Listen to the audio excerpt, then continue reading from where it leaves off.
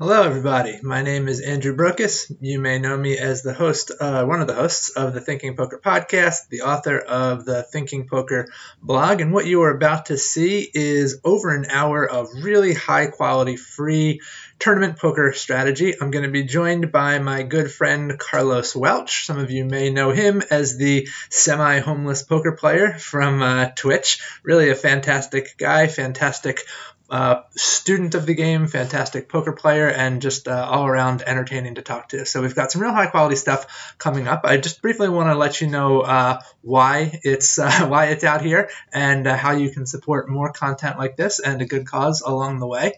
So I was a pretty serious competitive debater when I was in high school and college. It was an activity that I believe did a lot for me.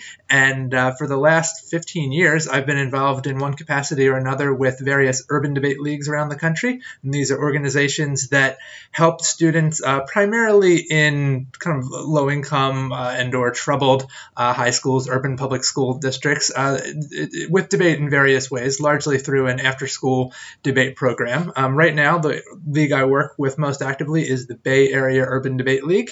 I've been a volunteer with them. I'm a donor myself. I'm a member of their board, and we are doing an end of the year fundraising campaign. So for every $1,000 that's raised through this campaign, Jesus Christ.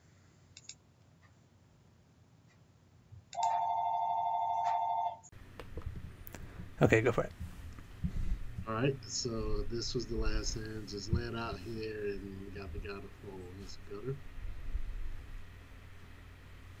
Next hand was eights. Probably just shove this. Yeah. Yeah, and he should be calling with that. And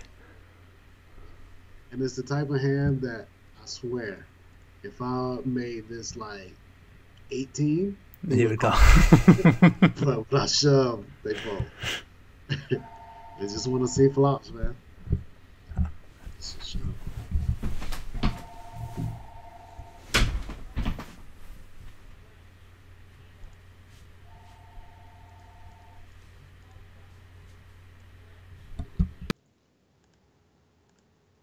What?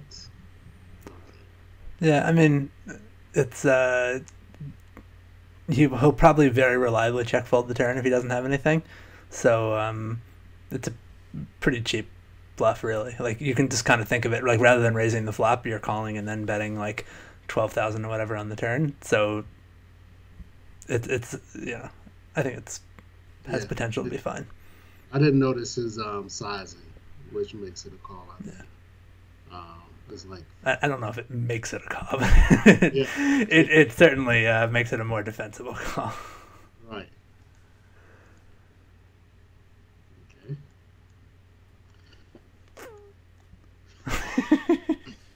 Yeah.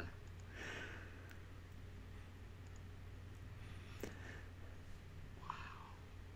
So yeah, he's probably making a tweet. I just punted. I got rivered. Yeah. That was a weird hand. He didn't call, did he? No, he folded a river, but I don't understand his small size, especially on the turn. Like, why would he use? Yeah, I think you should raise the turn. Like the picking up the. I mean, all you really picked up was a gut shot. I mean, I guess the flush draw is not worth nothing, but I still think you should be proceeding as planned. I don't think so if the plan was to bluff the turn, I don't think turning the four of spades gives you enough equity to deviate from that plan. Gotcha. Yeah. I think I would just now make it 20K and then jam the river. I like that. Yeah. That's a weird hand. Yeah. Yeah, I definitely should have. I mean, it basically just gave me more equity when called, so that my bluff needs to work that much less. Right. I remember you, and I quote you on this probably twice a week. How did you put it? Draws are premium bluffing hands, not made hands waiting to happen. Yeah, I like that one.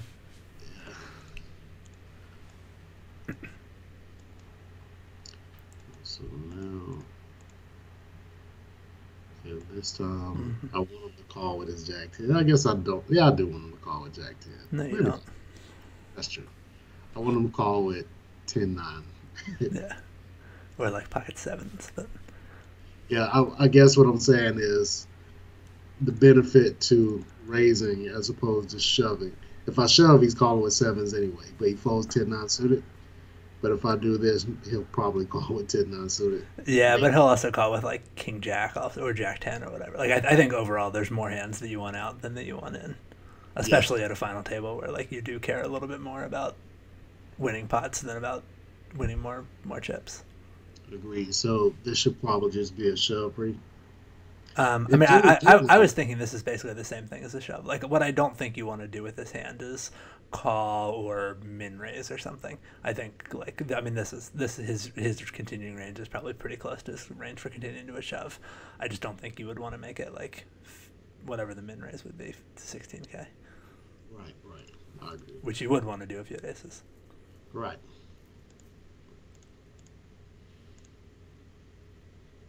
Yep. Yeah, so just shoving here. Mm-hmm.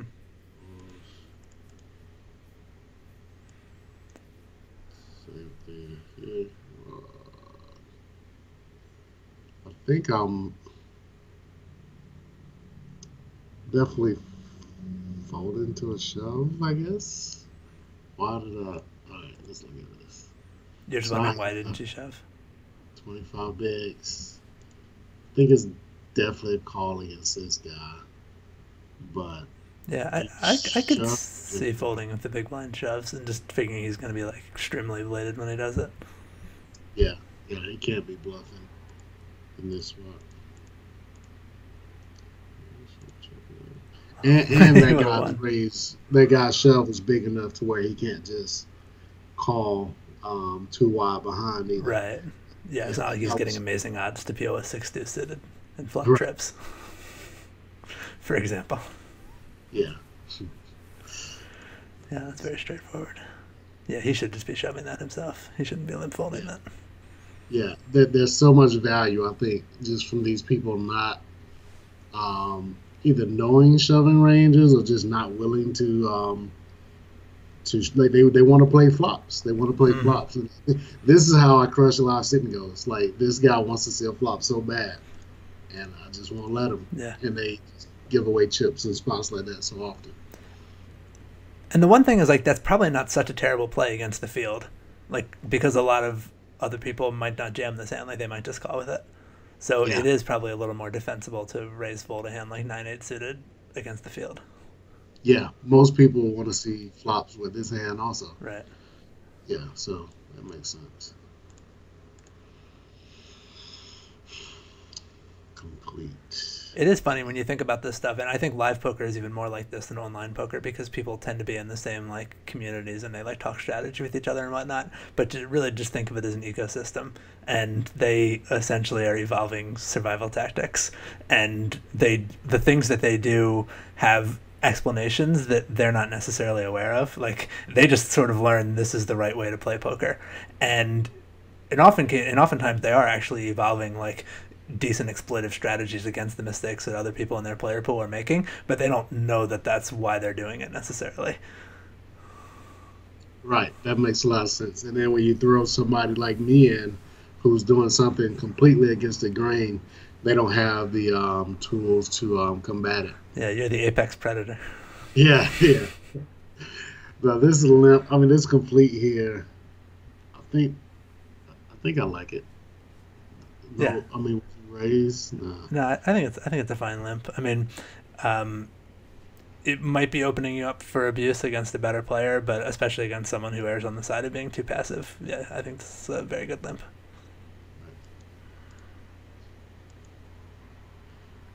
I would probably bet the flop. That should be a bet. I don't know what I'm thinking here. No, a bet.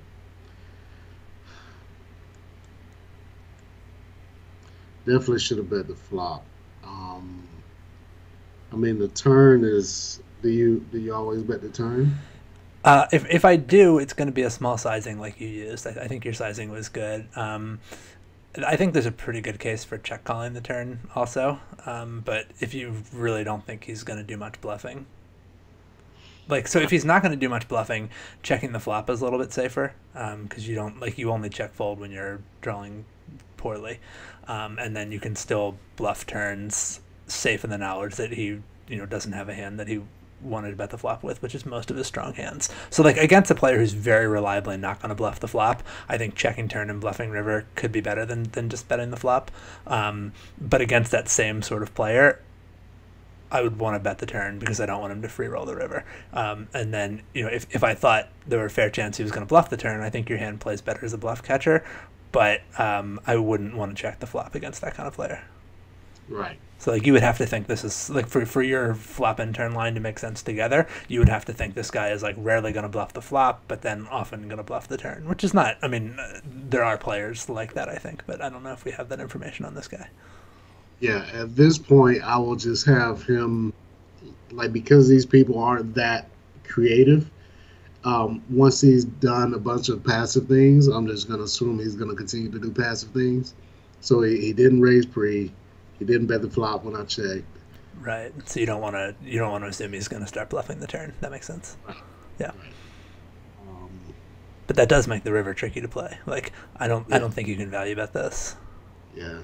Yeah. And if you're going to do it, it needs to be smaller than this, like 6,000. I mean, but you need to get called by a 5 here. Yeah. Like, you can't even beat 8s. I can be worse eights. But when I say 8, like, I mean, like, assuming he has every single 8 in his range, you lose to more of them than you're beating. Right. But you found the right one. Yeah. Found one of the few eights. Okay, so he managed to have the exact right hand for your line. Yeah. Yeah. I mean, so, yeah, exactly. Because, yeah, I mean, he couldn't have, like, there's no reason for him to raise pre. There's no reason for him to bet the flop. I mean, I guess he could bet the flop given that I checked, but I don't think I would bet the flop with his hand. Mm-hmm. If he called, he should probably full river. Yeah, I doubt you're bluffing much on the river. Yeah. Especially because, like, the jack connects with a lot of your turn bluffing range. Right. Hey, people who like to call. Sweet.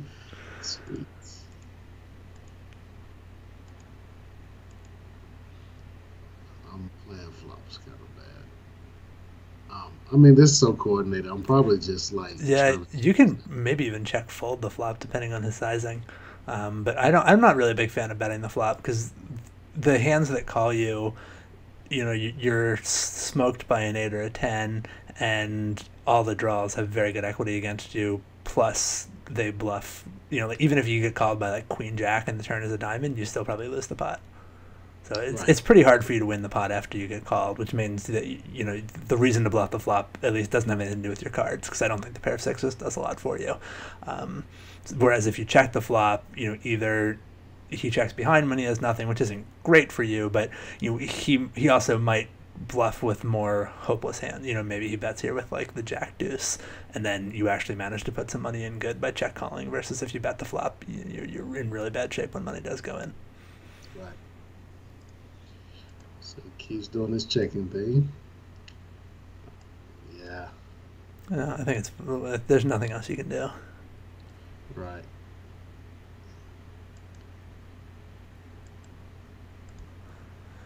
You could consider bluffing the river, just because with him not betting the flop or turn, I think it's pretty unlikely he has diamonds. So the only thing you have to sweat is him rivering a jack.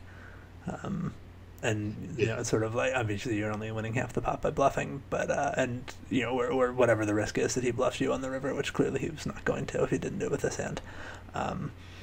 So yeah, it's just sort of like, does he have a jack often enough to make it unprofitable, given that you only win half the pot with your bluffs? Yeah, I know how much you love bluffing people off of chops. Like, when I saw that card, I was like, yeah, Andrew.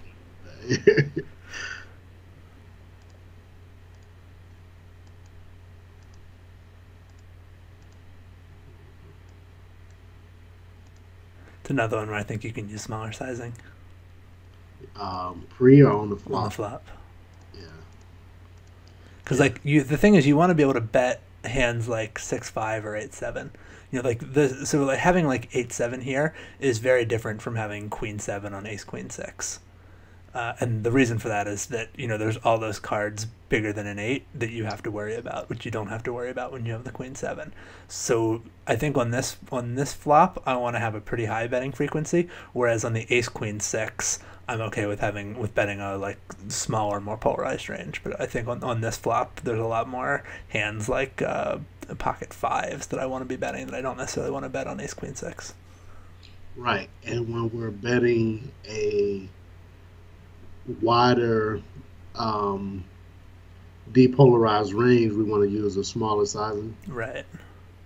Because there's a lot of those hands like pocket fives where even though they're probably the best hand, or 8-7 for that matter, like even though they're probably the best hand, a lot of the value in betting them comes from their fold equity, and so you don't want to pay a lot because like when your bet is actually called, you're not expecting to be in such good shape, and you don't have to charge a lot to get the fold. Like so when you're betting here with 8-7, you're doing it to get a fold from like Jack 10.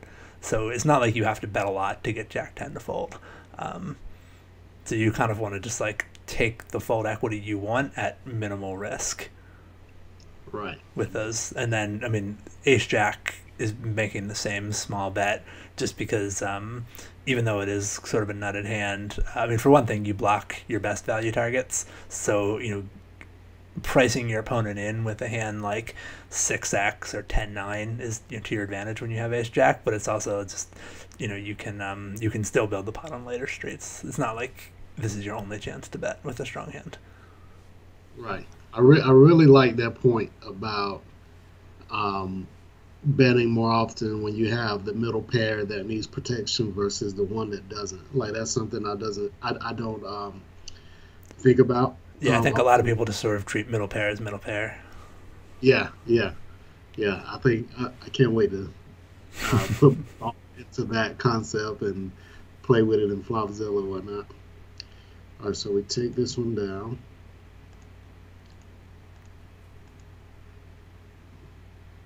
So here I should be. Um, I think the half pot is better in this situation because I'm not gonna be betting as wide of a range. And I mean, obviously we got a big hand here, but also I'm not blocking the value targets. Yeah. Yeah, I'm not 100% sure myself, but I think there's a pretty good case, at least exploitively, I think there's a pretty good case for doing half pot. The main value of the third pot is maybe you drag in hands like 8-7 no diamond, or a bear 10 of diamonds is gonna call the third pot. Um, but yeah, I think with a large majority of hands, he's not going to be price sensitive. King of diamonds or any ace is probably going to call half pot or third pot. Right. Oh, and he's doing the betting. Which is great. Um, what am I going to do about it? All right, so probably, I may just, he probably has an ace, Mm-hmm. like a big diamond, and I think he's never folded either one of those. I mean, this is going to sound crazy, but I wouldn't hate a shove here. This is the question: is whether he's going to stack off with an ace. I can imagine maybe I've just been playing too much live poker. Like I can imagine somebody folding an ace to a raise. But I might be thinking more of live cash games than $10 internet tournaments. Yeah, but here's the difference though. If I make it like 40K, I don't think he's folding. I think he may call once and then fold turn. Mm. But if I shove here, he's gonna think I have one diamond and he's gonna call with ace. Yeah, that's fair. Yeah, Or he has the king of diamond, he's just not gonna fold it because it's too pretty. yeah. And that's the. I mean, if he'll stack off on the flop, then certainly or even if you think there's like a decent chance he will. The thing I'm thinking, and it's a bit risky, because you risk the turn being a diamond and potentially, like, not that I'm folding a diamond, but it's killing your action. Mhm. So the plus side of just calling is that if the turn is like the deuce of clubs and he was going to fold an ace on the flop, he might try to bet again on the turn because he thinks you have a diamond, and then he's going to tie himself to the pot. So I think it just comes down to how confident are you that he's going to stack off on the flop versus do you think it's worth taking the risk of letting a diamond peel off in order to tie him to the pot? Right. I'm not sure. I mean, because I don't have the read on this guy anymore, I guess in a vacuum, calling it would probably be the safer bet because once he bets the turn, I don't think many people bet flop and then not barrel the turn in this situation. Unless the turn is a diamond, basically. True. And that's why I say that's like the risk you're taking. The other thing is, again, like because this is a final table, I mean, the sort of safer play is just raising the flop, and I mean that's the play that causes you to win the pot at the highest frequency, which is something you should care about at a final table. Like, trying to find a way to essentially get greedy with the hand is maybe more the kind of thinking you should have earlier in a tournament. And if you think the lines are close anyway, then taking one that maximizes your chances of dragging any chips is probably worth doing at the final table. That's okay. Yeah. That's another thing I don't think enough of. And neither do I. Like in real time, that probably wouldn't have occurred to me. It's just in thinking about it now, like just because I don't play tournaments exclusively, I tend to just always be in that like value maximization mindset. Yeah, I was gonna say you have an excuse for not thinking about it because you play cash games mostly, but yeah, that should be the top of my mind in these spots. Yeah, I think. Ah, perfect. I mean, I said deuce of clubs, but same thing. Yeah. Yeah. No, and there he is, tied to the pot. Yeah. Well, maybe not, but maybe we got another bluff out of him then. I mean, if he was... There's no way he folded an ace here. Yeah, he's just... Yeah, we didn't even consider that, but that is a pretty strong argument for calling if we think he has nothing. Right. And see, this is another thing that would be informed by my earlier reads. Mm-hmm. Like, generally, this guy must have been doing stuff like this often. Like, this guy would never do that. Like, this is the guy who's been playing passive the whole time. And so against him, I think he's only betting that flop if he has an ace or a diamond. So definitely want to raise him. But maybe this guy... Like, obviously, we didn't see this in game, but even, like, I don't give anybody on this site credit for the ability to bet fold an ace or, like, the king of diamonds here. Right. So he does fold, even though I didn't see his hand. In my mind, I'm thinking, okay, he's aggressive. Yep. So hopefully I make use of that going forward.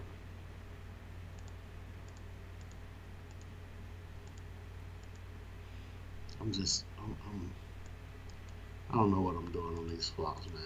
Must see.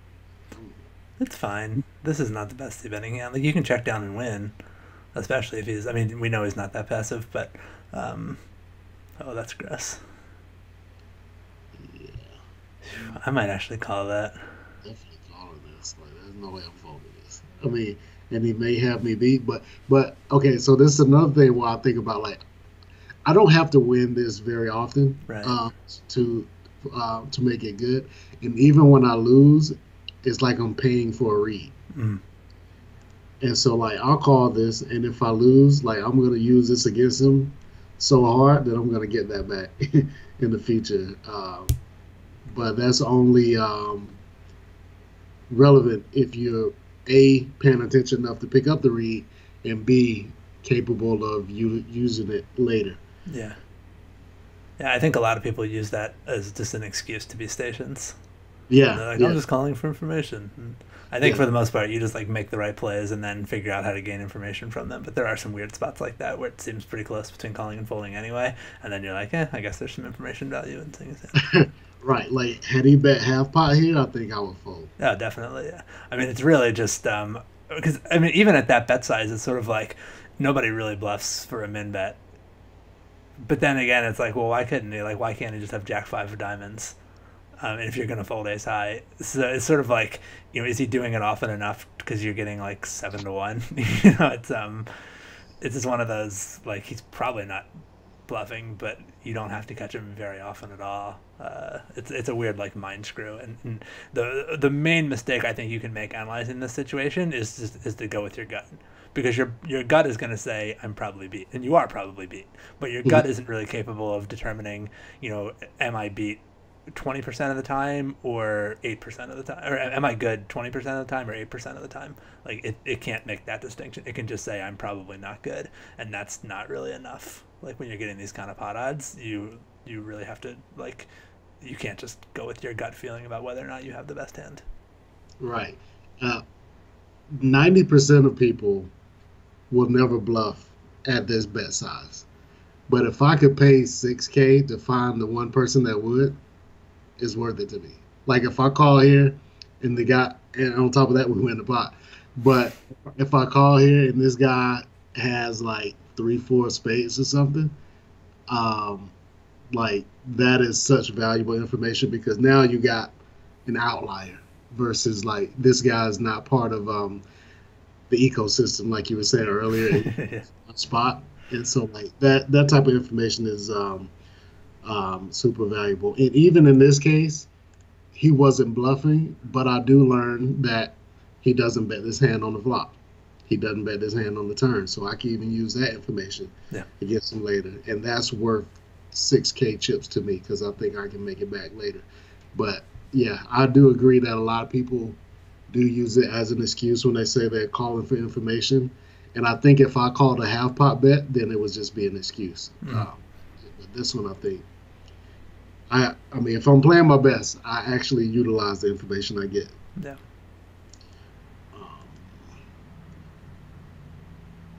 I think this guy is just so predictable post flop that, like, because I think a lot of people and I haven't raised him much or at all here to know if he's folding too much pre-flop or not. So that's probably a mistake.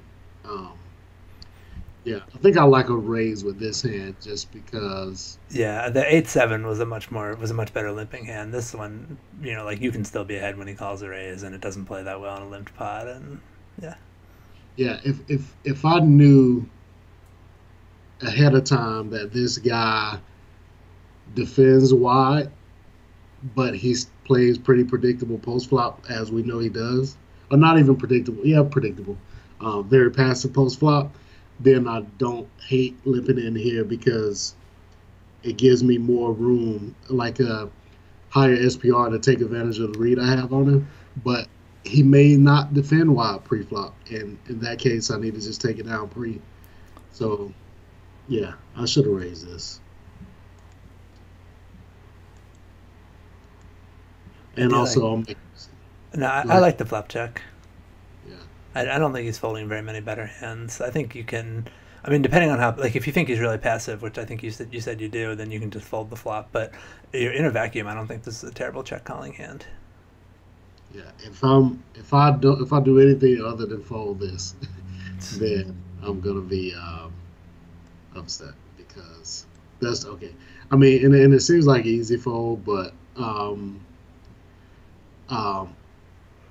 this guy particularly, it should be even easier against him, because I haven't seen him bluff much yet. Right. If he's bluffing here, he's probably got like 2 hearts. Mm-hmm. Yeah, I do think having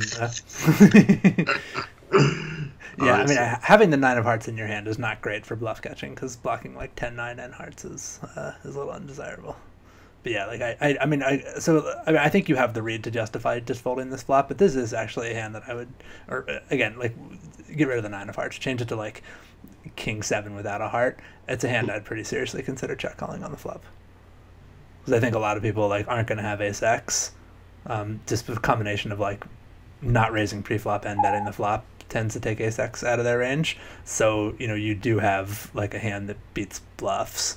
Right, that's pretty interesting. So you would call with like King 7 or like King 9 with the 9 of spades. You would be calling with it. I don't like having the 9 in my hand, because you're blocking like the 10, 9, 9, 7, Queen 9. There's too many hands you're blocking with a 9 in your hand. I want to do away with that. But I think King 7's a pretty defensible check call here. Even more so like King Queen or King 10. Right. King 10 has some of the same problems, but King Queen. The 7 is good because if he has 10-9, you got one of his outs. Yeah. But it's just like when people have random hands like this, they tend to bet once and give up. And so that's why you want to, like, a hand like King 7 check calling, like the plan is check call 1 and then fold to further betting. And that's just to prevent them from, or, to profit if they are just like randomly stabbing at the flop with bad hands, which is a pretty easy thing to do. Like, he has worse than a random hand when he sees the flop. So he has a ton of bluffing opportunities. The question is just how often he pulls the trigger on them. And if we don't know, I think trying to play in a way that doesn't make it profitable for him to just fire with any 2 on the flop is probably a good idea because it's a very easy thing to do. And I think in this case you did have a better read on the player and it just happened to be off. But I think you had good information to do what you did.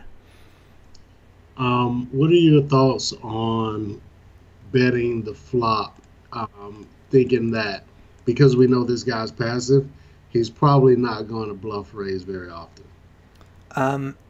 Well, that also means he's not going to bluff the flop very often, though. So checking is pretty safe in terms of, like, you can just check planning to fold, and then, I mean, I know all this is, like, contradicts what he actually did, but going with the read that he's passive, I think you're better off checking the flop, and then once he checks behind, like, maybe you can make your protection bet on the turn, but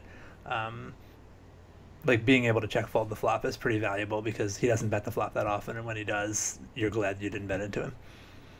Okay, see, this is something that, like, a thought process I'm not having here, that like when you use the term protection bet, like, you're thinking you have the best hand and you want to get it to showdown. And I'm thinking, like, that may be true, but this guy, I don't think he's ever going to raise this flop as a bluff. And I think if I bet the flop, I could possibly get him off a hand like a deuce or an 8 by the river. Or but he, like, those hands aren't even a real important part of his range. Like, so often he just has 7-4 offsuit. So, like, the value of betting and making him fold that is not that high compared to, how much you lose when you bet into a jack. Even betting into an 8, like, you're just gonna, like, triple barrel most runouts. I guess it would make, what I'm saying would make more sense if we had the king of hearts and the 9 of clubs, because now I'll feel more comfortable about betting a heart on the turn. I mean, I just kind of think your hand is too strong to turn into a bluff. Okay. All right. That's just something that I guess this is probably my lack of heads-up experience showing here, that it's kind of hard for me to wrap my head around the concept that king high is too hard to turn into a bluff. But it makes sense. It's just kind of like yeah, I know it's a little counterintuitive, but because I haven't thought that way much, it's kind of awkward for me. You're not used to people seeing bluffs with 7-4 offsuit in their range. Yeah, for sure. Yeah, like, he also had 7-3 and 9-3 and 10-3 and king 5, and there's a zillion hands that you're ahead of in his range. Right, so we definitely want to check flop, and against most players, we would call this bet. I don't even know about most. Just like against a truly unknown or a good player, I would call, at least without the 9 of hearts in my hand. But I think, again, maybe even against most players, folding is fine because a lot of people might not bluff here often enough, or a lot of people in a tournament like this. Right, but I feel confident even seeing this hand. I feel confident that this guy is pretty passive, and so I like the check fold against him. Yeah.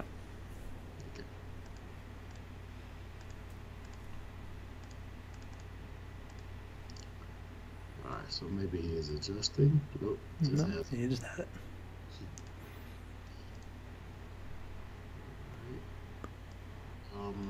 Okay, now this is something that I like, and I mentioned this earlier. Because this hand is offsuit, I'm just sticking it in. If this was suited, I would probably 3-bet, hoping to get called by the hands I dominate. And the reason I do it and I know that I still dominate like king jack and queen jack with this hand also, but I'm more willing to get it in post flop with the suited hand, regardless if I hit or not. Like um, but with the offsuit hands, I just get it in pre, and I don't know if that's bad. I mean, I'm not sure either, how much value there is in jamming this. I almost feel like this is a lot to risk relative to the pot on a shove. I was kind of tempted to just call. Hmm. Let's see. Yeah. It feels pretty risky shoving. I mean, if he has a really high button raise frequency, I don't know what like he. I mean, I guess it is a pretty good spot for him to be raising really wide, which makes shoving better. But if we have reason to think that he's only raising, I mean, even like a large but not huge amount, like 30% or something, I wouldn't be surprised if calling is better than shoving. Yeah. And I guess I kind of get in the same. I, s- I don't know if fear. I'm going to use the word fear because I can't think of a better word. But um, I would be more inclined to just call here if I had king queen suited. Yeah, and you should be, but it's not so much that I like love calling with this hand. I just don't really like jamming with it or three betting less than all in with it. It's not that I think calling is like a fantastic option. I just think it might be better than the alternatives. Gotcha. With king queen suited, you would always call though, right? I think so. I might be underestimating how much value there is in jamming this if he's really opening like 80% of the deck. I'm not sure that I'm real tight on the shoving against a range that wide. How much value there is in that? I might be underestimating that. Yeah. And okay. And this doesn't tell us much. It's kind of standard hand open. Hmm. Um, If he had like 8-3 there, I'd feel a lot better about your shove. yeah. This is another one. I don't really know what to do here. I don't. I feel like it's an ICM question.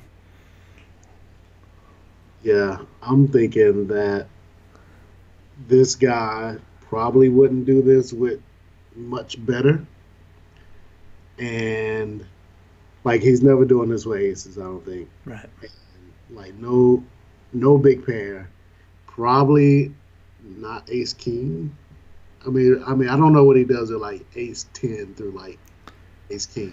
Yeah, that's the real question, and also like would he? So like, what would he do it with? I don't think he has 7 deuce offsuit. So Right. is he more likely to do this with ace five or ace jack? I don't know. Yeah. I mean, Um, like pocket pairs might be a pretty, not necessarily the real big ones, but like, pocket sixes is still not great for you. yeah. And maybe I think I call here, but I think maybe the fact that and from what I've seen in this review, I can't remember other than the king queen we just had. Like maybe I've been like coming over top of him a lot, Mm-hmm. and he feels like he don't want to just like raise fold like ace five suited to me, Right. and so and like ace queen, ace jack. Ace king, ace queen. He would probably want to raise and deuce. Right. So maybe it's a better call given our dynamic, but it's definitely thin. It's definitely thin.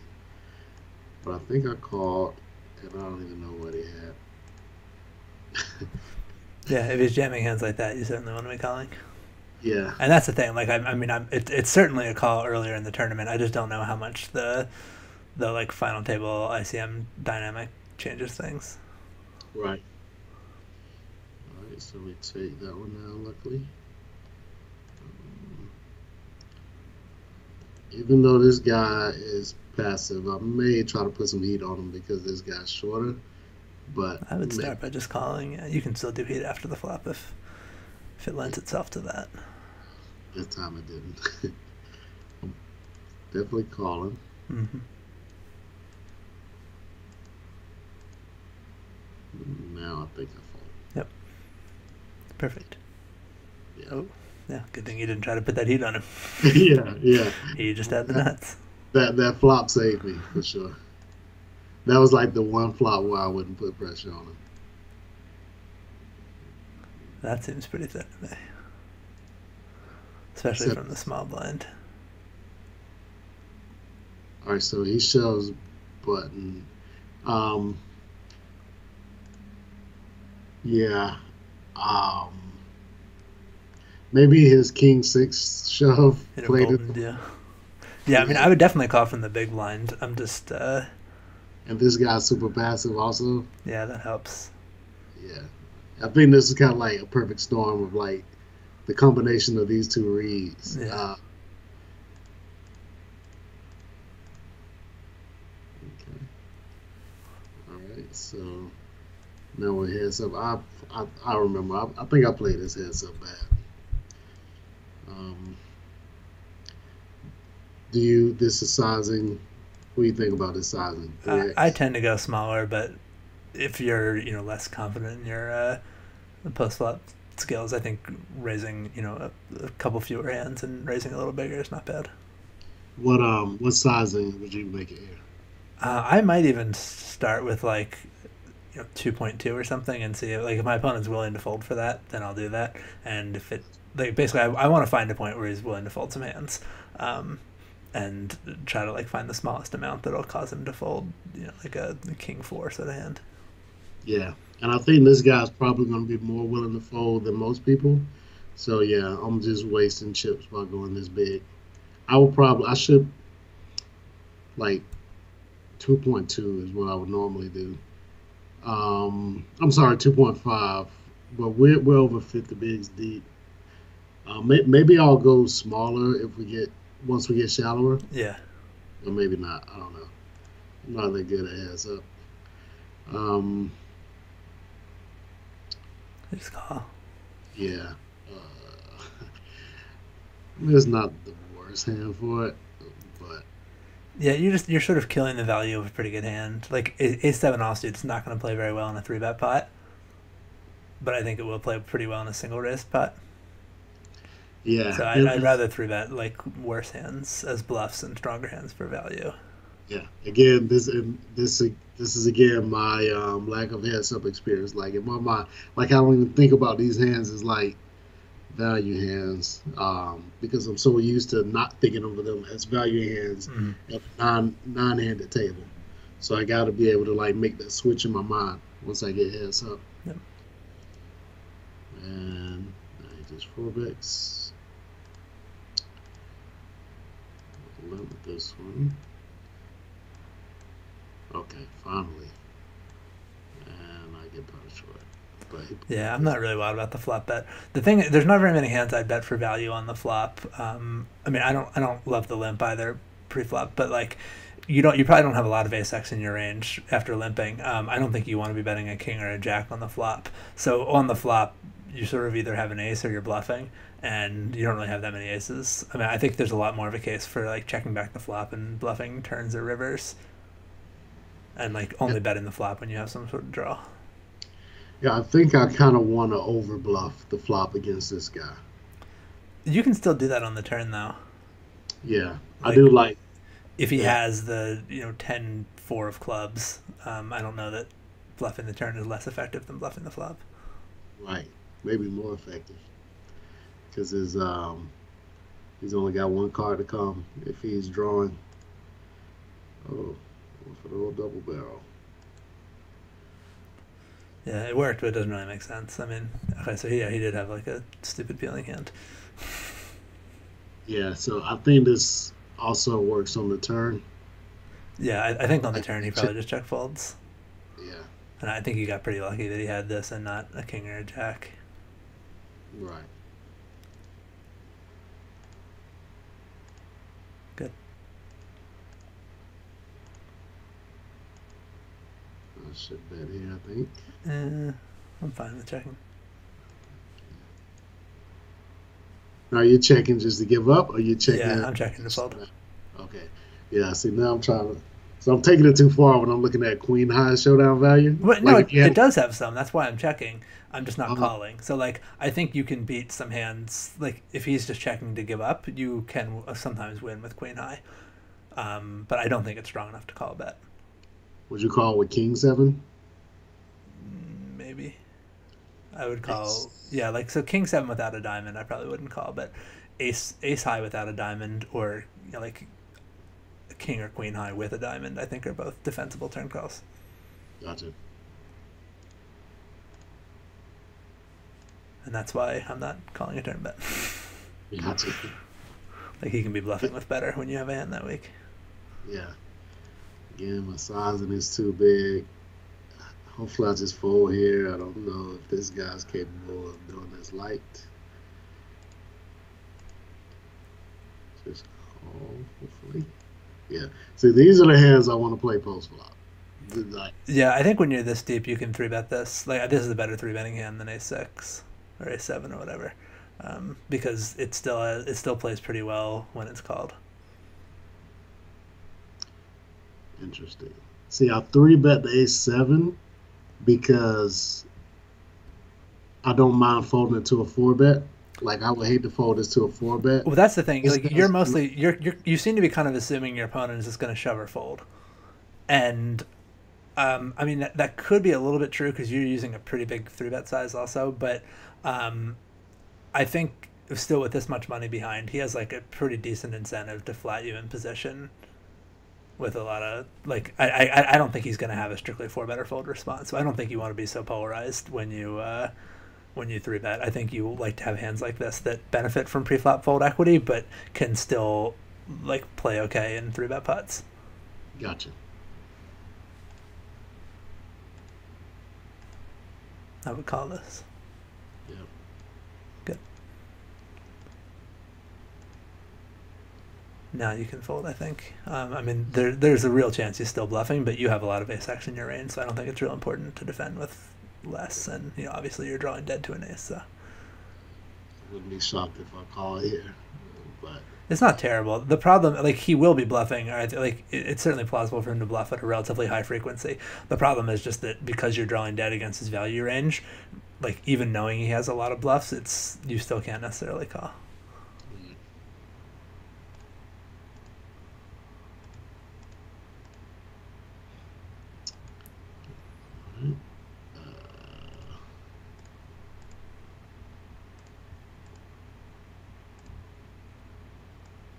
I think you can bet for value now. Expect to get called by like ace or queen high. yeah, because checking makes no sense. Like, I'm not gonna induce too many bluffs. I mean, he's playing differently now, so maybe I can induce a bluff from him. But if But he it's was not going to great. Like, bluff, you still have a pretty strong interest in folds also. right? A hand like Jack 7 has pretty good equity against you, actually. Jack 7s and 8s are all outs for him. So getting him to fold a hand like Jack 7 is worth something. And I do think you can be called by worse when you bet. So when you bet here, would you go like third pot? Maybe even half. Okay. But yeah, like third would be defensible. And I would try to value bet the river also. I would call, but I don't feel great about it, which is part of the, like, you kind of, like, bluff catching, unless you believe your opponent is going to bluff at like an overly high frequency, bluff catching is really just like a break even proposition. So you don't really want to like turn hands into bluff catchers when they have other valuable options available to them. Right. Yeah, Yeah, this is you caught type him. of I would have expected him to bluff with earlier. Mm-hmm. Yeah, I agree Yeah, with that. yeah. Even though we're good, this river call is probably bad because No, I like the call. I would rather you were doing the betting yourself.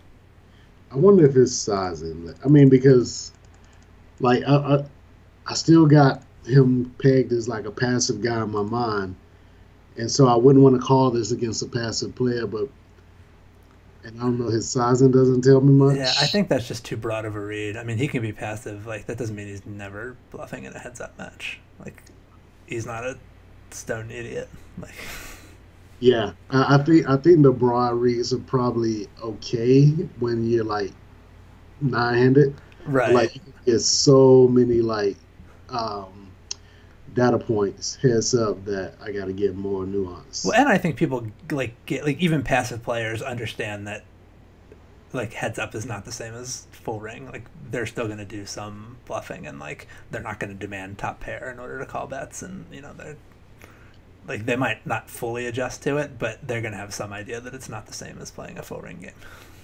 Right.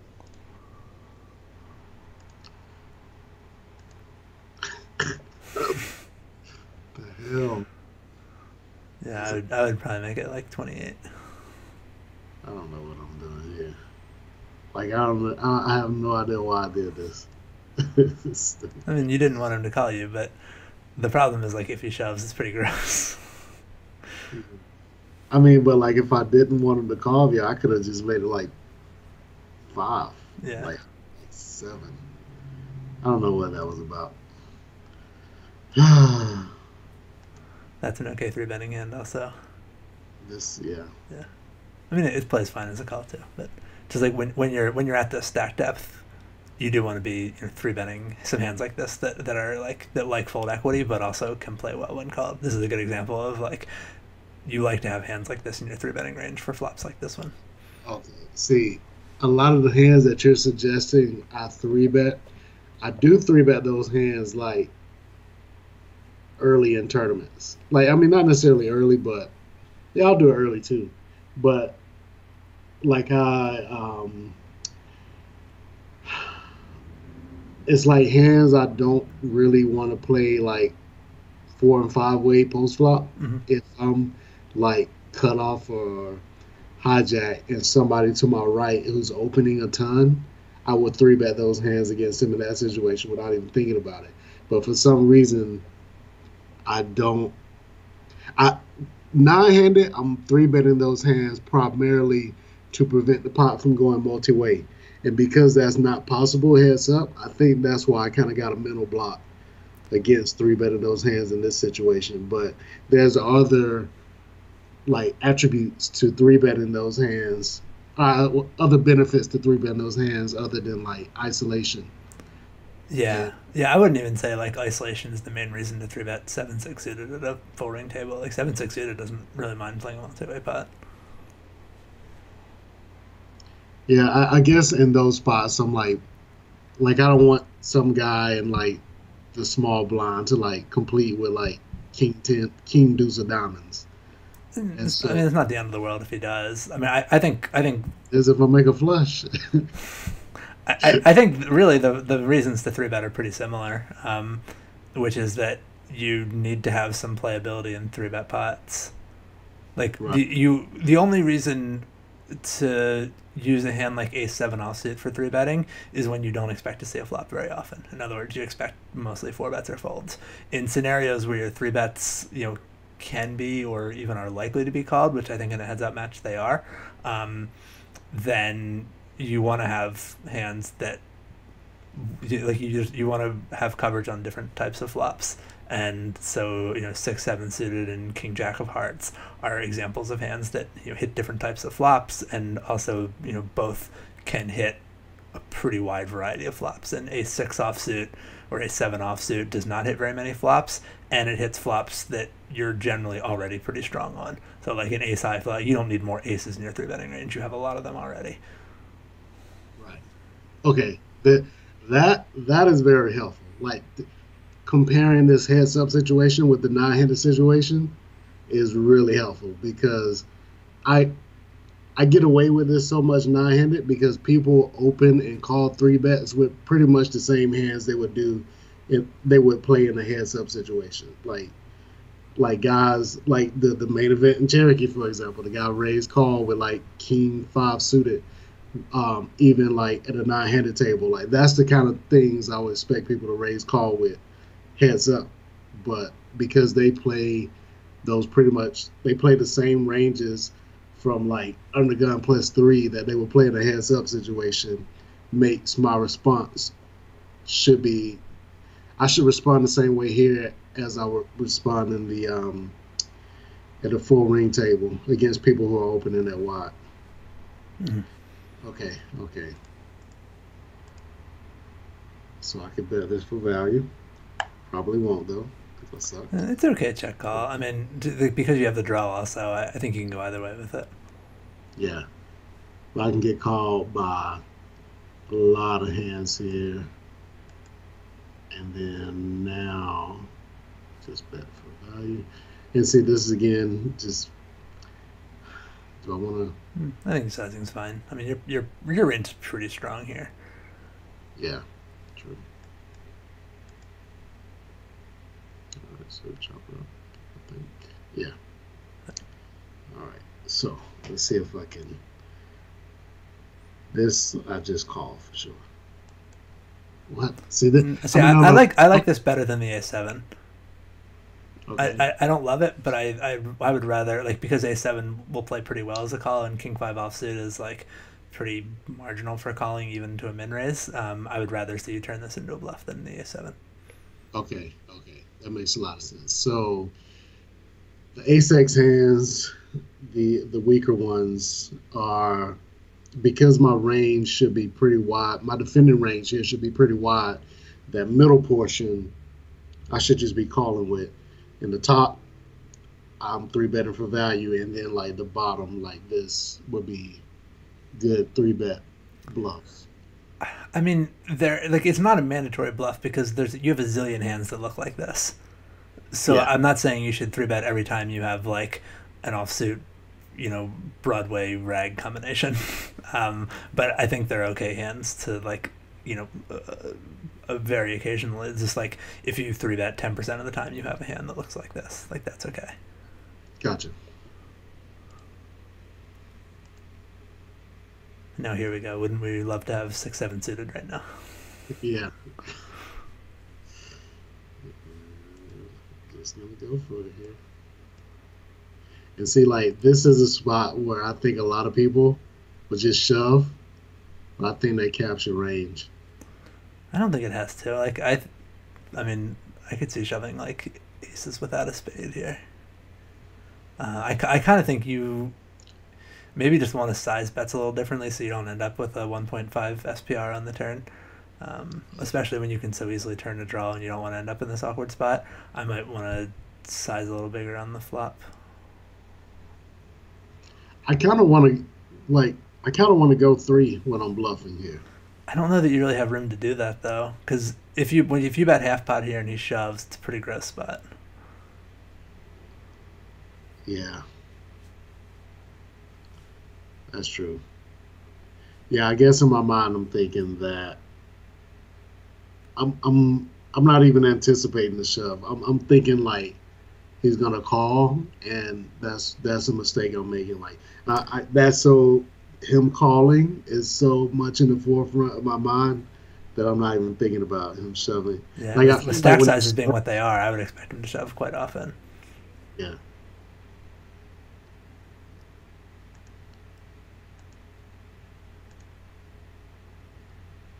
I mean I'm kind of surprised at his flop call. I guess I probably shouldn't be looking at this because I didn't have this information in the game, but that flop call is pretty interesting with no pair, no draws, just the ace high. Yeah. Yeah, but okay, I gotta pretend like I didn't see that. All right, and I'm still just not raising much pre-flop. I don't know if that's Yeah, I would suggest. I mean, I think limping can actually have a place in a heads-up match, but I would suggest for now not doing it. yeah. Just raise or fold, and at some point you might start to see a case for limping certain hands. But I would say, like, when you start to see it, then you'll know you're ready to do it. And until then, I would. Right. It's not like we're super shallow or nothing. Right.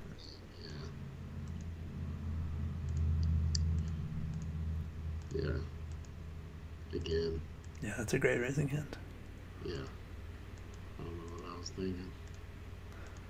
I don't think he should have Yeah. folded the flop. This guy? Yeah, he's king 9. I think that's a calling hand. Yeah. Yeah. I think I'm too. I got locked in on that one read, Mm-hmm. and I'm not adjusting. Like I'm thinking I can just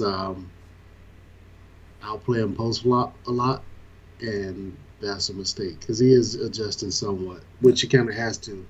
This deep heads up, and I'm the one who's not adjusting. Yeah, that you should be raising that. Yeah.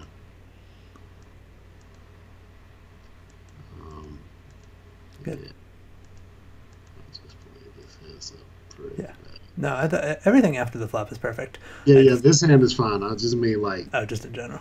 in general. Yeah, I'm just being way too passive, except for like in the wrong spots. Like, now what would you do with this one? Would you just call this one? Or you Yeah, think? I would call. I would rather three bet a straw like 6-5 suited and call it the 6-3 suited. Right. Right. Definitely a check raise. I'll probably wait and do it on the turn. All right. So I guess my thinking is this looks like a flush draw if I raise here. Um, so I'd rather do it on the turn where like most people don't put you on a flush draw when you raise the turn on this board. But even if he puts you on a flush draw, like suppose he has king 7 of hearts, what's he gonna do about it? That's true. That's true. Now this is actually like kind of a tough spot to play on the turn. So you check, he bets 30K. I'm probably going to I'm gonna raise now. I don't know. Okay, he checks it back. Let's all right. So if he bets, Actually, no. Look, play this through because I think this is going to be an awkward spot too. Okay, you drill it, but like, suppose the river is, king of clubs. You're betting now. It's going to look like a busted draw again. Like, yeah, yeah. The way it went down for sure, it would. Like, I don't know. I have these like one mistake I'm making is like I kind of I picture like the perfect run out, not run out, but like I feel like I know that what he's gonna do, and I'm going like for example, like I call flop planning to raise the turn, but that just implies that he's always gonna bet the turn. right. Doesn't I'm kind of like, oh, now what? Right. Yeah, and if I brick, I probably would bet, and I probably get called by like a 5 or something. Mm-hmm. Yeah. Okay, I guess I do like the big sizing, given that it does look like a busted draw. Mm-hmm. Yeah. It's a perfect example of why you want to raise the flop. In fact, it's almost exactly the hand I call. Yeah, yeah. And like one of the reasons it looks like a flush draw on the flop is because it's a really good time to raise a flush draw. Like it's, I mean, there's a reason people check raise flush draws a lot on the flop. It's it's not just a weird habit people have. Yeah, I don't think he folds this to a raise on the flop, but I think he definitely. Well, I was gonna say he definitely folds to the turn bet, but maybe not because he improved. But I think there's a pretty good chance he just folds to the flop raise. Yeah, I mean it's definitely. He has no pair, no draw. He's got all kinds of draws, or backdoor draws. Yeah, I don't think he's calling a flop check raise. And if you really believed he's calling flop check raises with hands like this, you should be check raising like any 5 for value, and I don't think you are. That's true. That's true. Okay, so look, I would call a flop check raise with this. And it's not the worst hand to call check raise, but he can have like king 7 of hearts. He can. I mean, yeah, it's another one of those like it doesn't just come down to whether or not he believes you. And Yep. One way that not believing you could manifest itself is by him 3-betting the flop. So maybe he does have king 7 of hearts, and he says, "Oh, this guy, I don't believe him. I'm going to 3-bet him." Then you have a perfect hand to jam in his face. Right. That's a good point. That's a good point. All right. So continuing with this limping. For some reason. Too strong to bluff. Yeah. Man, yeah. This is where I need a lot of work in my game. Too strong to bluff. Ace high, no kicker. Queen high, no kicker. Too strong to bluff. Well, the ace is on the board, so you. I mean, it makes sense. I mean, he's not folding a king. and the Like ace is on the board, so you're just not making better hands fold. I should probably call this, right? It wouldn't be the worst call ever. Because I'm blocking hearts. It's a pretty good bluff card. Yeah, but the question is, what did he check call on the flop that he's bluffing? Like, he would have to have no pair that he check called on the flop. So, like, why did he call the flop with 8-7 of clubs? Or 8-7 of diamonds? True. So I think you can fold now, but I don't want. I mean, it's part of why I don't want to bet the flop. Yeah.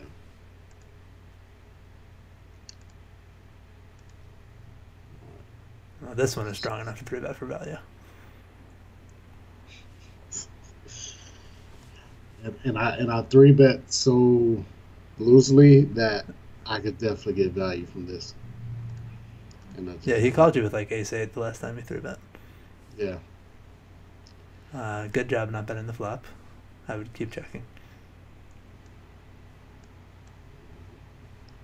He's not going to stab at it. You've got a pretty good bluff catcher on the river.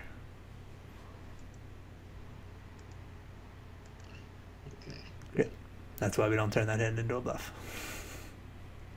It doesn't need to be. Okay. If I could just raise some hands pre-flop, I would be okay with it. I'm fine with folding.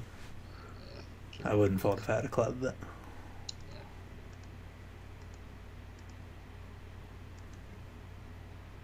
bet. Yeah.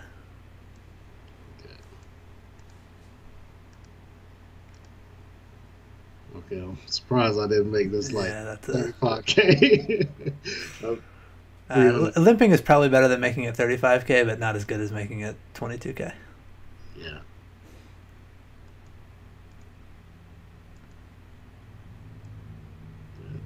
Yeah. Need some protection. Yeah, And you'll be called by worse. It's both. Yeah. All right. All right. I already don't like how this hand is going. Yeah, it should be a raise, but I certainly want to call a 3x. Checks.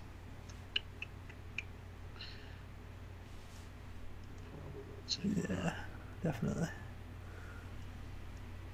Still checking. Might check behind again. Mm-hmm. Probably bet. It's close, but I would check. And it's you could try it now, but I don't really know what he raised pre-flop that he's going to call a bet with.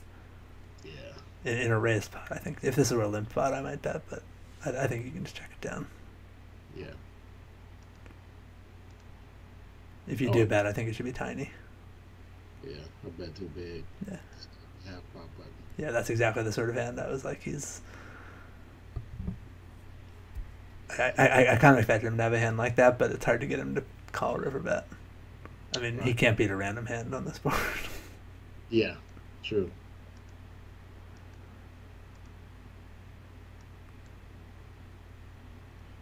Probably could have bet that. It's close. Yeah. Bottom pair is a hard hand to play. Oh, okay. Yeah, I'm just super showdown happy against this guy. I think the way you did it with this hand is fine. Yeah. And I'm not, and it's not like that every hand. Like, some hands I'm super showdown happy, and other, like, the reason I said that, because in my mind I'm thinking, like, if this guy has a 6, I can get him off it by the river.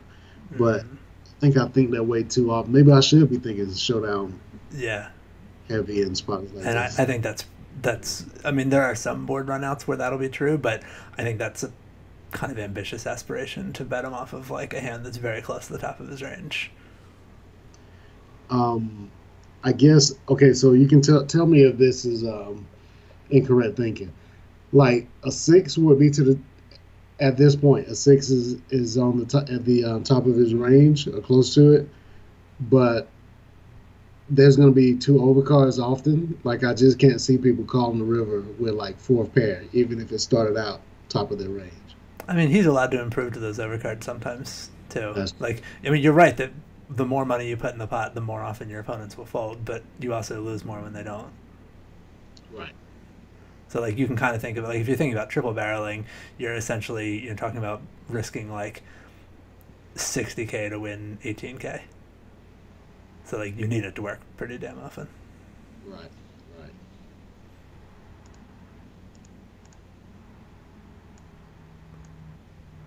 Yeah, that's it'd certainly be raising that pre-flop. Yeah. I'm probably gonna call this. Yeah, I would fold.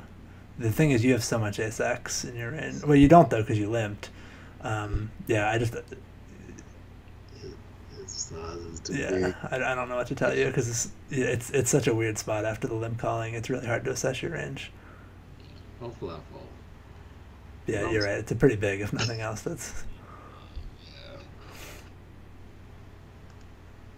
Now folding. yeah. I think he just has ace high, but like, what are you gonna do about it? Right. Like you're losing to that, and he's not. Yeah, Yeah, I can see him betting ace high, no pair on the turn. yeah. I think for what it's worth, I think his betting that huge is pretty atrocious with that hand. But there's not a lot you can do about it with king queen. Yeah, should just raise his pre. I don't think I've raised pre-flop once unless I had like a pair. I knew I played this hand so bad.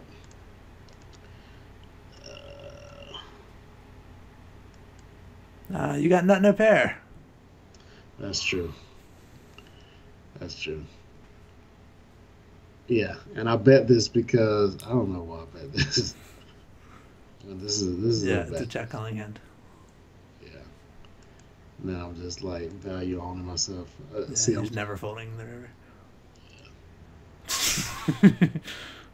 that's the one. I mean, Yeah, and I kind of think he should have folded that on the turn, but you're right. That's the one hand that he could do it with. yeah, it's like I mean, I'm kind of trying to recreate this in my mind, but I'm probably thinking that I'm betting the turn to get him off of an 8 by betting twice, but that's such a small percentage of his range. To be honest, if I'm him, I'm probably folding an 8 on the turn, but if I don't, I'm not folding the river. Right. I'm not. I mean, there's a lot of rivers I would fold, but not this one. Another thing I'm thinking is like I think about spots where when people just call the turn on a lot of boards, they are kind of capping their range. This is not one of those spots. Right. Yeah, When I there's a think lot of draws on the board, that tends to be true. yeah, I think I look for those spots too much, and I see them in areas where they aren't there. Yeah. So I just feel like by betting turn here, and he just calls, I'm going to win on the river so often. Yeah, and those spots basically never exist when people have wide ranges. They rely on someone starting with a pretty narrow range to begin with. Right, right. So that doesn't apply as much heads up. Mm-hmm. I'm just like I'm trying to trap a guy who's not bluffing. It's just stupid. Just all the way around. Just this might be the worst hand in the tournament, right? No. I mean, he doesn't have an ace because he just completely. Yeah, I think the flop bet is just like he's always folding to it. It does have a king. It's just like I don't.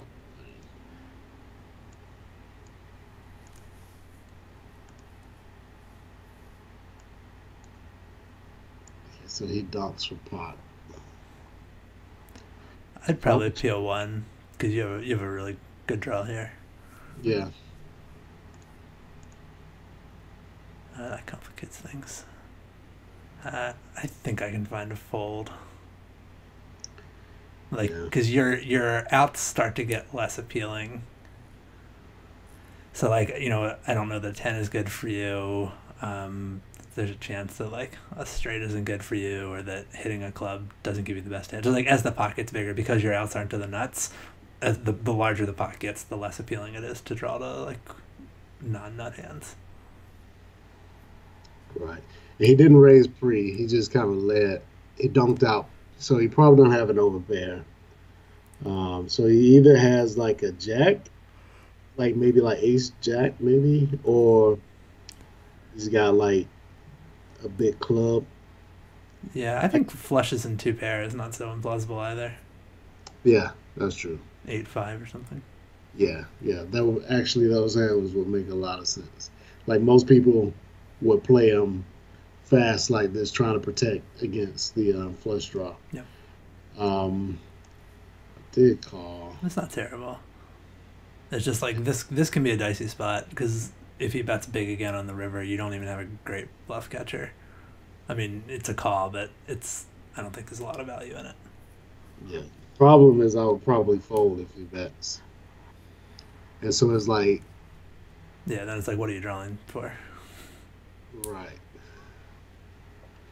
Yeah, I mean, I guess on the flop, I mean, on the turn, am I still just drawing? I picked up a pair, but it's probably not good. So yeah, Or if it is good, like you might have trouble showing it down if the river is the deuce of diamonds and he jams, or like bets big again. Are you calling? yeah, probably not. So yeah, I'm drawing So like here. if he does have a bare ace of clubs, I don't know that you get to win at showdown. Yeah, so he checks, and I I would value that. I almost broke my hand reaching for the check button. I mean, he's not checking the ace. He's probably not checking the king. Yeah, I mean, yeah, it makes sense. It's just like I probably like hate the way I played this hand. And I just wanted to be over. But yeah, but, I mean, he's definitely not checking an ace here. Like he probably has like something real strong that he probably can. He probably has like a set or two pair or something like that. Right. That he, And I mean, I wouldn't bet big, but I think you can bet like, okay, yeah, you did bet. I would bet smaller than that, but yeah, I'm glad you bet. yeah, and he's probably going to like call so he can like tell me how lucky I got. He could do that. No, yeah, he must have been like. There's no way he folded a set. Two pair, I think, is the top. Yeah, Of I it. think like 8-5 is a pretty reasonable folding hand on the river. Jack 4 is another reasonable folding hand on the river. Yeah, I'm surprised he was blasting with that. But, Yeah, so am I, and it does make your turn call better. yeah, but yeah, given the range I put him on, I well, I guess that makes my river bet makes more sense. Given the range I put him on, because I thought he was stronger than that, and most people even they can't fold like top two or better in Right. spots, even when they know they're beat. Yeah. Yeah, they're like it's not really relevant that they have top two anymore when there's four clubs on the board, but they still are just like attached to Yeah, it. there's bad beat story equity in that spot. Yeah. Call. Yeah. There you go. You played one perfectly. Yeah. Yeah. Back to the lefty. Definitely bad here. Mm-hmm.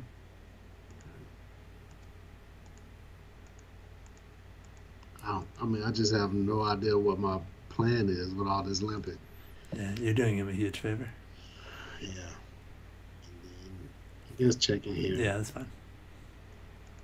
Now I got to bet. I don't know. I'm not getting called by much anyway. Yeah, it's still worth putting the bet out there though. That's a hand that might call you. Hearts missed. Yeah, definitely would have called. But again, like look how happy he is that you let him see a flop when he has 5 deuce offsuit. Yeah. He flopped the best hand. Yeah. And the sad thing is, like, that hand clearly went to showdown, and I didn't adjust.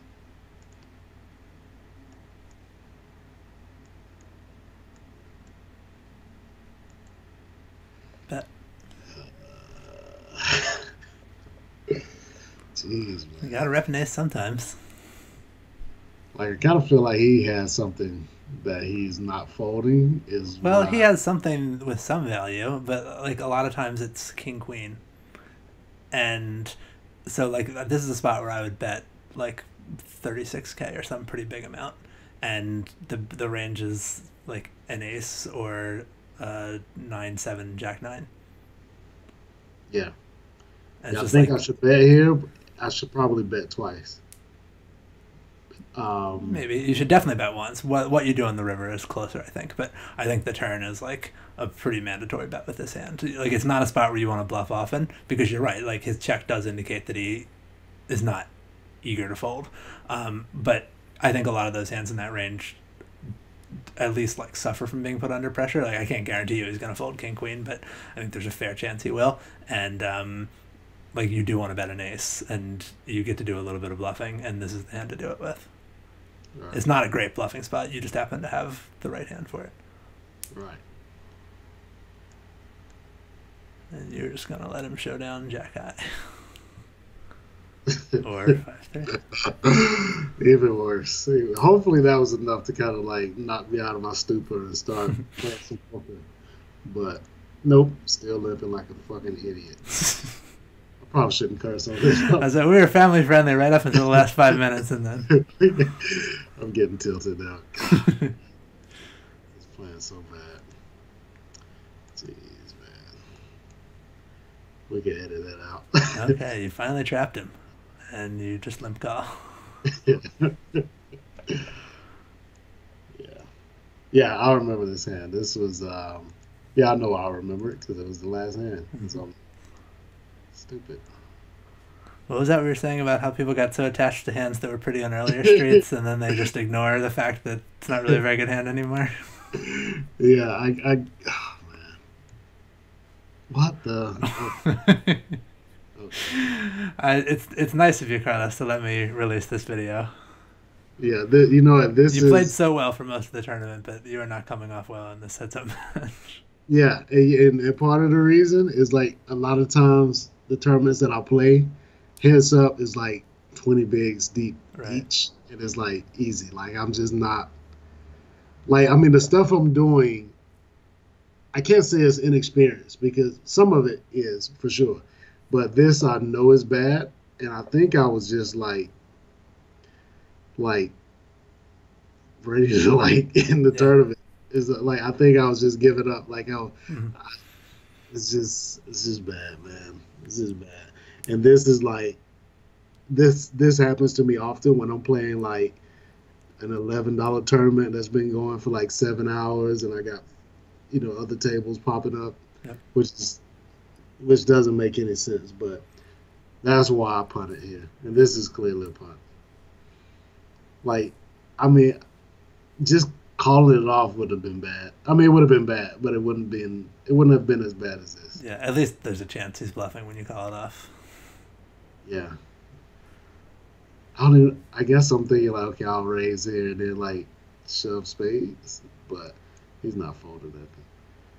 And then now, see, like my reads are kind of like changing. So now you decide he has clubs. Now decided he's got. Yeah. So here I'm thinking, okay, he has like ace high. Yeah. So this should definitely be a limp raise. He has ace high. I want to let him keep bluffing with it. Oh, there's an ace on the flop, so he probably doesn't have ace high. He's got king queen. Probably got king queen, so I'm gonna let him bluff it off. He's got king queen. He's not. Oh, now he has like clubs, so I'll raise, and then he'll put it in with his clubs. Yeah, just stupid, man. But yeah, I think up if it makes you feel any better, you should have gone broke on this hand. It just should have gotten in pre-flop. Yeah, I always say that after the fact to try to make myself feel better, but it doesn't. Because, I definitely should have got this in pre. There's probably several hands we should have got in pre, but yeah. Up until heads up, I think it was fun. Heads up. Yeah, I don't remember any major mistakes from the full ring stuff, and I think you're right. It just a lot of it is a lack of experience playing deeper stacked heads up. Yeah, so that's something that maybe some like small stakes heads up cash could help with. I would suggest, because I think this is a really good book anyway, not just for heads up play, but Expert Heads Up No Limit. Will Tipton? Yeah, it's. I think it's a great book. It's pretty math heavy, but I mean, something about math. Yeah, and that's a book. Is that book? What's the name of it again? Expert Heads Up No Limit. Okay. I think I remember you telling me about that book at a time when I was like so like anti Will Tipton because of like one paragraph in a chapter that he wrote in Jonathan Lewis' book. We talked about the podcast. So I remember when you told me about that book, I was like, I'm not reading that book because it's like so confusing. But yeah, I shouldn't write him off of like one sentence or whatever it was, because I clearly need some help in deep stack heads up.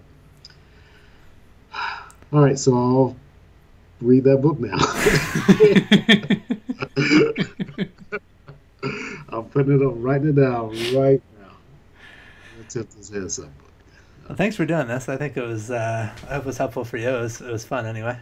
Yeah, it's definitely helpful. A lot of the points that we discussed, um, heads up, and then also the protection bets with weaker second pass versus bigger second pass. Like, there's a lot of concepts here that I either haven't thought about at all or haven't thought about recently. So yeah, this has been very helpful to me, and I'm sure there's a lot of people making some of the same mistakes I'm making as well.